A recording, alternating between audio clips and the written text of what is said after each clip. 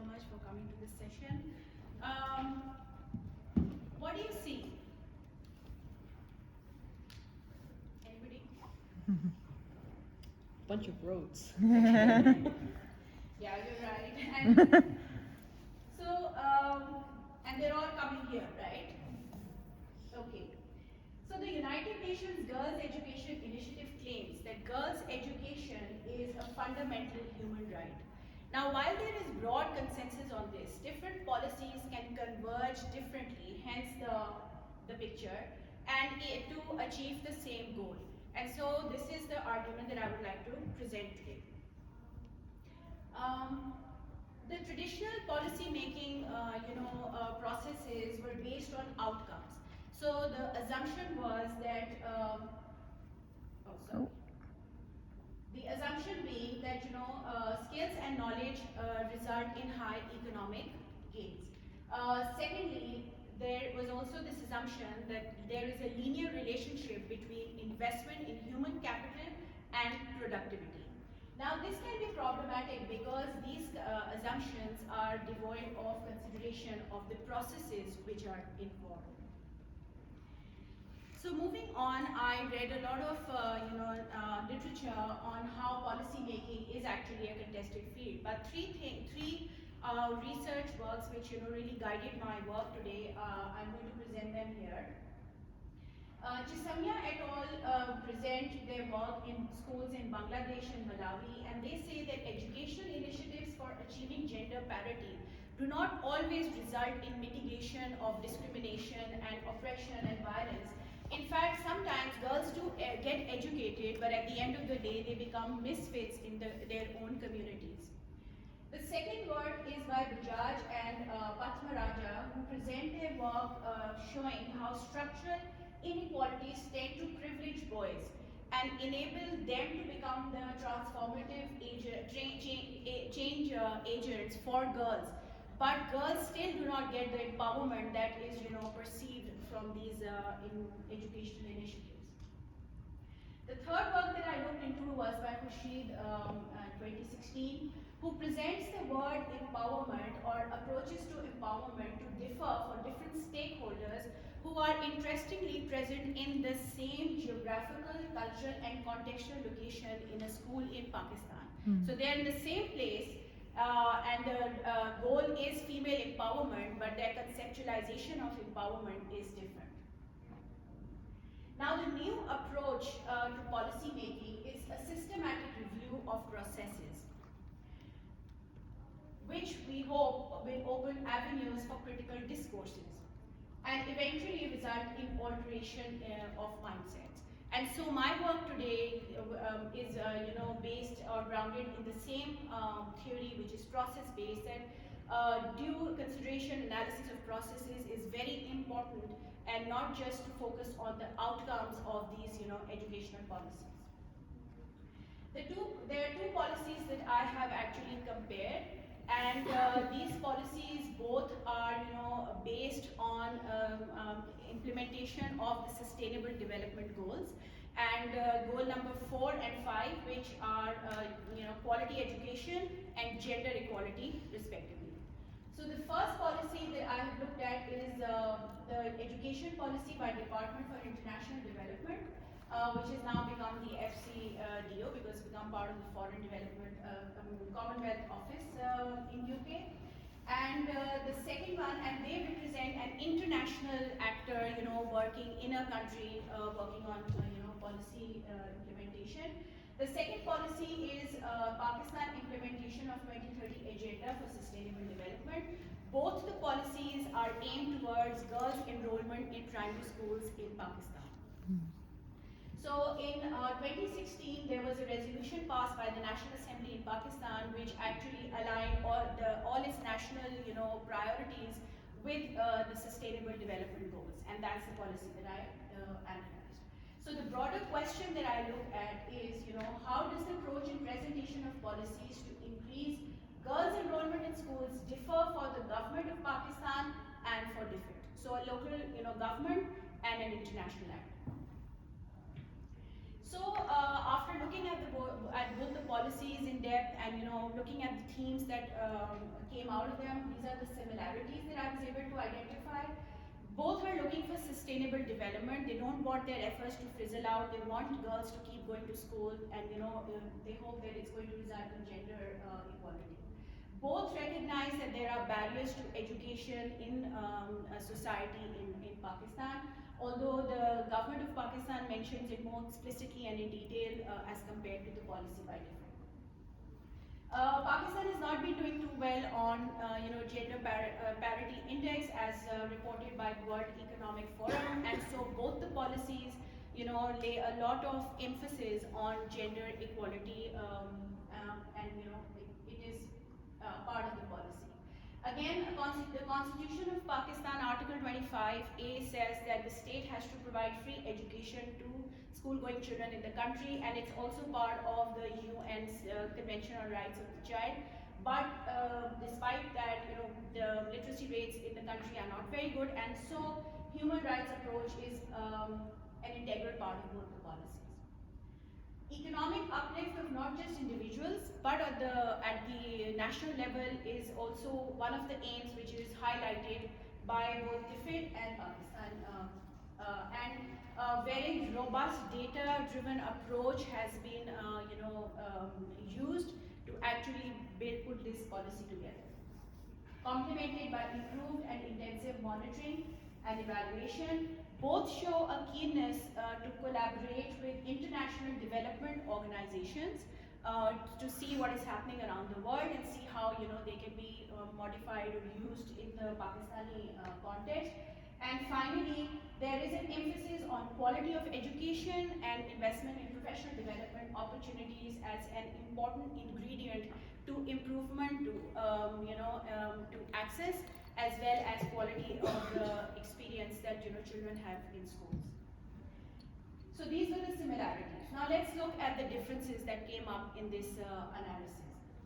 If we look at DFID, the focus is on everything which happens inside of the school. So school-based transformative measures are emphasized.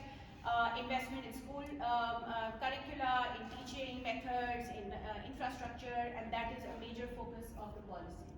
Then, a major important part of the vision is that at the heart of everything are people. So it posits individuals as agents of change. And so next is that promoting gender equality by improving school enrollments. So you put girls in school, and then it is going to improve equality for gender in the community. That is, something which is present and mentioned in the policy. Then the Secretary of State for International Development says on the very first page of the policy that education has the power to change lives. And this causal claim is repeatedly mentioned in the policy many times, and how if you invest in education, it results in change in your life. Integration of UK expertise and best possible advice is also mentioned again and again in the policy. And also, if you look at in detail, there are many reports on how even £6,000 a day have been paid to educators to come to Pakistan and work on the educational framework. And many international organizations, mainly based in the UK, have been engaged to develop these structures for the landscape in Pakistan. Now, building on the same point, this is a very important statement in this policy. UK aid strategy of developing UK trade and investment opportunities in education overseas and strengthening UK influence by giving loans. And that is how you see that UK organizations are part of the entire structure.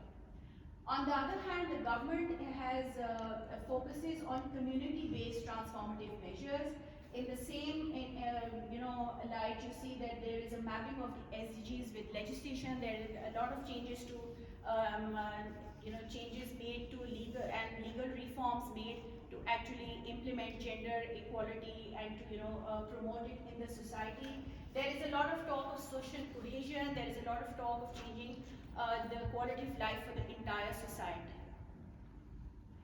The entire policy, and it's mentioned there, is based on three important dimensions.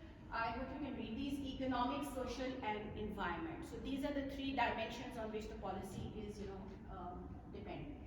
Now, if you see the difference, promoting gender equality to improve enrollments, while here it was by improving enrollments. So, what it means is that here you change the community, it will result in enrollments and not the other way around. So this is, something which was quite, prominent.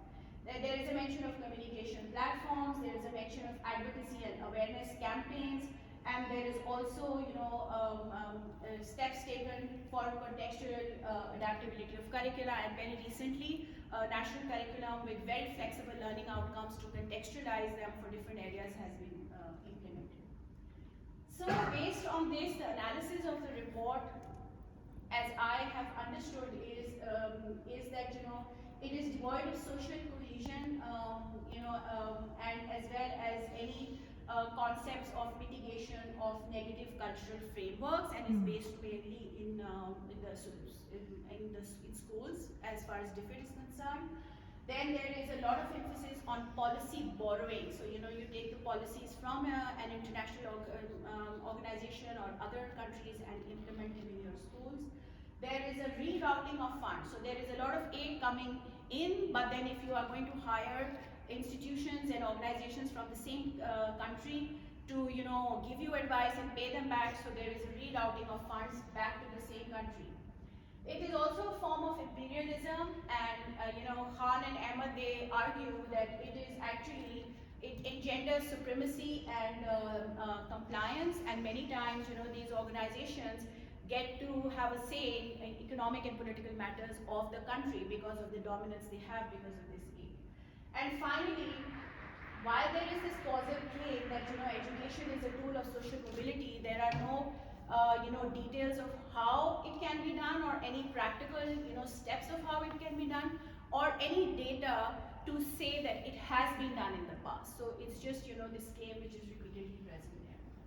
And so these divergences in approach to policy tend to create tensions between the international actors and these local governments, because obviously many times they come with conditionalities. The conditions being targets, deadlines, and outcomes for the international organization, while the local government is looking for long-term horizontal partnerships for sustainable development, capacity building, and a transfer of knowledge. And so what happens is that sometimes these can result in even negative outcomes. So finally, we do know that despite these divergences and these differences, international organizations are going to continue to work in these developing countries, and so we just need to find a better way of going about the whole situation. And so I looked at the Paris Declaration on Aid Effectiveness, which was conducted by OECD in 2005.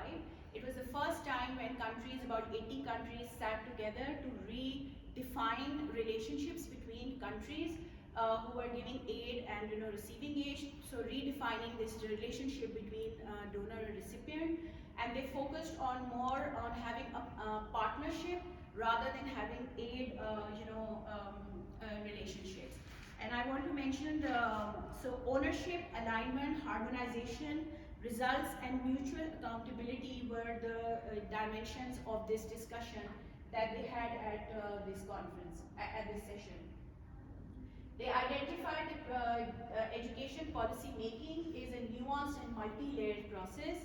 They also identified that for effective policy making and for actually having the results that are actually perceived by these policies, mutual process development is going to be key. So the countries, they have to sit together and see how it's going to work. Finally, the meeting of the Association for the Development of Education in Africa in 2017, Senegal's president emphasized that shared ownership of successes and failures with participatory governance through bilateral exchanges is integral to the successful utilization of international aid for education. I also want to just mention, and luckily, in the presidential address on Tuesday, Dr. Karen Mockman actually mentioned the same, ideas, and she said she quoted Minashi as, saying that we need to identify what are the relations of power of those in these conversations if we want these, aid relationships to be beneficial for everybody who's engaged in them. Thank you so much.